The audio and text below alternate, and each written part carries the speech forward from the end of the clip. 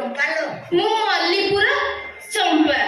तम पंचायत रा 20 number ward रा मु 21 बयसी तो कथा सुनी खोलियला मो कथा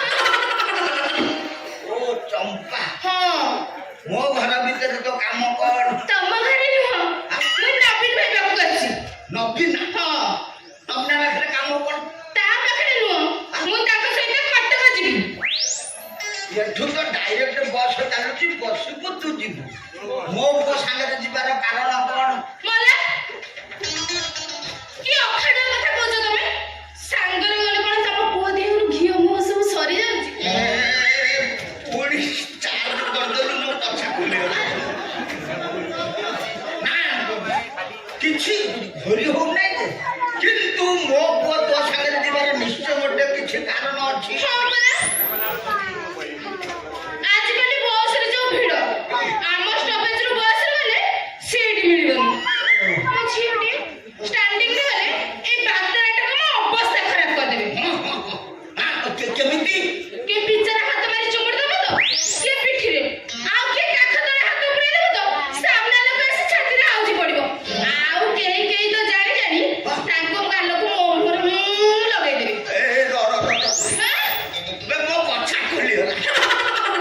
खाली कथा खोली नै अंडुर आडे गंठीटा भी फिटियो मोला मो कथा सुन सुन तो तमर सब खाली गलानी हाउ बस रे कने तो तम देहरे लुगा बटा रहबनी देखुची हो छा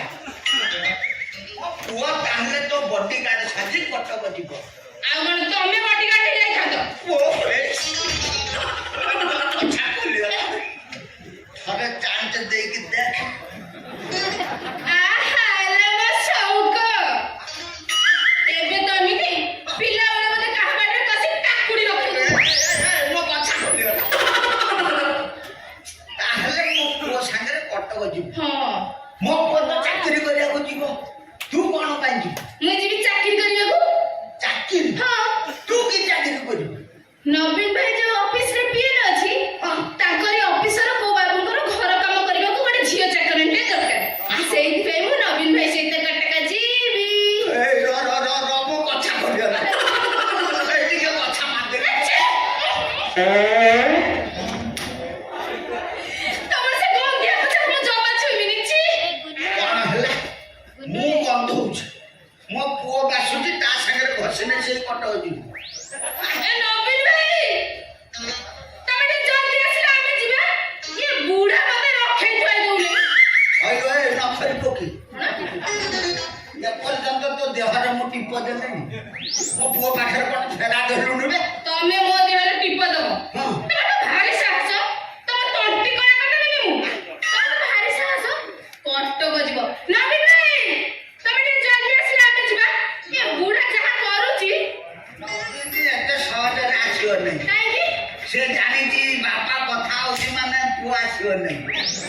बापा लाइन क्लियर करी साडू तापर पुओ आसियो तम बयस अछि ना एमि होउछ ए मु होची वृद्ध बैचलर तू फ्रेश कैंडिडेट गोटे चांस दे पूरा भगवान ए भितर एमती गर्जन करूछु काहेकि केतक धर्षण करदला ना आइलु भितरु गाई बगैलु टुंडर तो बोपा संगे कथा होची धर्षण करियो कि हेबे तमे एठी अछ बोली मु कोन जानिछि मु भाबिली आउ कि हम घर भीतर पसी चंपावती को आ खबर तो चंपावती अगरवती छड़ा तू देखु तू बोपा दिटा ठीक रे फुटेई की खाई पारु नै हां घर झाड़ी पारु नै कि बासन मांजी पारु नै बाबूंकर चाकरानी दरकार हेला गाँव नै कि जाउछ बोपा ପାଇଁ बुझी पारु ए कि अखड़ा कथा तमे कहउछ शहर रे चाकराणी मिलुनाथि बोली मु गाँव नै कि जाउछि तमे तो गाँव रहउछ सरपंच के संगे पंचायत सारा बुलुछ निज पे गोटे ठीक कर दउ पर देछ एही पर देछ चंपावती एही रहइबो मो सेवा करियो कोणे तम मान्य तम इच्छा रे आई असुविधा कोन होकी कटक पेला ठेला रे जीवा बेका एही रहइबो काम करियो दरमा न तो पंचायत रे असुविधा कोन असुविधा होछ तमे तम देहरु जो दुर्गंध बाहरची मु ना एठी छिड़ाई पानी आउ तम घर रे काम करबी केमिति तू जदी कहबू डेली तो पे बासना साबुन रे गाठी नहीं नहीं हेई बनी मु कटक जीवी ए डबल दरमा देबी जहा कहू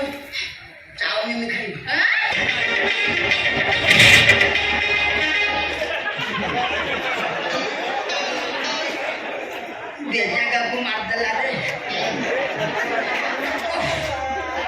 ମାରୁବା କାଠେଇଯିବି ବାସନା ଝିଅଟା ମଣିଷ କେତେ ଆଶା କରିଥିଲା ଫୁସେଇଗଲା ନା ସଜ ମାଛ ତ ମିଳୁନାହିଁ ଗୋଳି ପାଣିରେ କଙ୍କଡା ବି ସପନ ମରିଯା ଦାଶରଥୀ ତୁ ମରିଯା